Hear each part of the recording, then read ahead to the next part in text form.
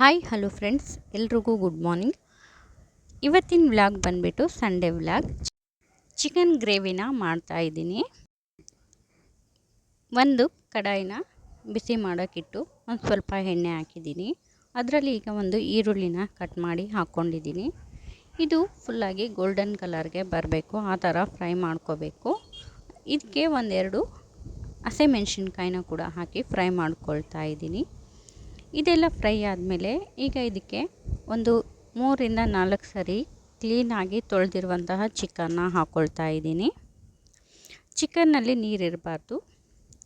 ಅದನ್ನ ಒಂದು 2ರಿಂದ 3 ನಿಮಿಷ ಬೇಯಿಸೋಗ್ಬಿಡ್ತೀನಿ. ಅಷ್ಟರಲ್ಲೇ ನಾನು ಮಸಾಲೆಗೆ ರೆಡಿ ಮಾಡ್ಕೋತೀನಿ. ಮಿಕ್ಸಿ ಜಾರ್ಗೆ 2 ಲವಂಗ, 2 ಮೆಣಸು, ಒಂದು ಸ್ವಲ್ಪ ಚಕ್ಕೆ, ಹಾಗೆ ಒಂದು ಸ್ವಲ್ಪ ಕೊತ್ತಂಬರಿ, ಒಂದು ಸ್ವಲ್ಪ ಕೊಬ್ಬರಿ, ಹಸಿ ಕೊಬ್ಬರಿ ಆಗಲಿ ಒಣ ಕೊಬ್ಬರಿ ಆಗಲಿ ಯಾವುದಾದ್ರೂ ಹಾಕ್ಕೋಬೋದು. ಅದೆಲ್ಲ ಹಾಕ್ಕೊಂಡು ಈಗ ಚಿಕನ್ಗೆ ಒಂದು ಸ್ವಲ್ಪ ಅರಿಶಿನ ಉಪ್ಪನ್ನ ಹಾಕಿ ಮಿಕ್ಸ್ ಮಾಡಿ ಮತ್ತೆ ಒಂದು 2ರಿಂದ 3 ನಿಮಿಷ ಕುದಿಯೋಕ್ಕೆ ಬಿಡ್ತೀನಿ.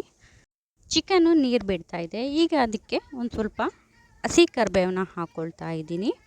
ಈಗ ಇದೆಲ್ಲ ಒಂದು 5 ನಿಮಿಷ ಕುಕ್ ಆಗಬೇಕು. ಅಷ್ಟರಲ್ಲೇ ನೀರು ಕೂಡ ಕಡಿಮೆ ಆಗುತ್ತೆ ಒಂದು ಸ್ವಲ್ಪ. ಈಗ ಇದಕ್ಕೆ ಒಂದು ಸ್ವಲ್ಪ ಅಲ್ಲ ಬೆಳ್ಳುಳ್ಳಿ ಪೇಸ್ಟ್ನ ಹಾಕಿ ಮತ್ತೆ ಅದನ್ನ ಕ್ಯಾಪ್ ಕ್ಲೋಸ್ ಮಾಡಿ ಕುದಿಯೋಕೆ ಬಿಡ್ತೀನಿ. ಅಷ್ಟರಲ್ಲೇ ನನ್ನ ಮಗಳು ಎದ್ದು ಆಳ್ತಾ ಇದ್ಲು.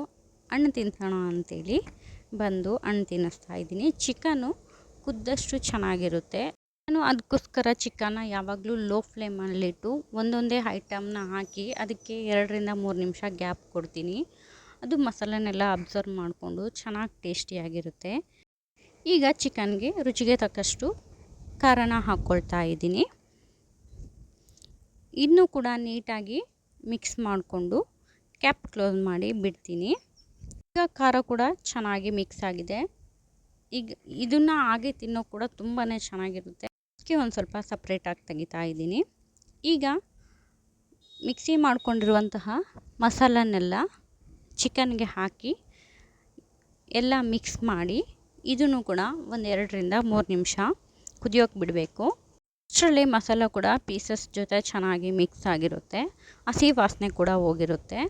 ಅದಾದಮೇಲೆ ಇದಕ್ಕೆ ಒಂದೆರಡು ಟೊಮೊಟೊನ ಮಿಕ್ಸಿ ಮಾಡಿಕೊಂಡು ಅದನ್ನು ಕೂಡ ಹಾಕ್ಕೊಂಡು ಮಿಕ್ಸ್ ಮಾಡ್ತಾಯಿದ್ದೀನಿ. ಇದೆಲ್ಲ ಒಂದೊಂದು ಐಟಮ್ ಆಗಬೇಕಾದ್ರೂ 2ರಿಂದ 3 ನಿಮಿಷ ಗ್ಯಾಪ್ ಬಿಟ್ಟು ಹಾಕಬೇಕು ಒಂದೊಂದೇ ಐಟಮು.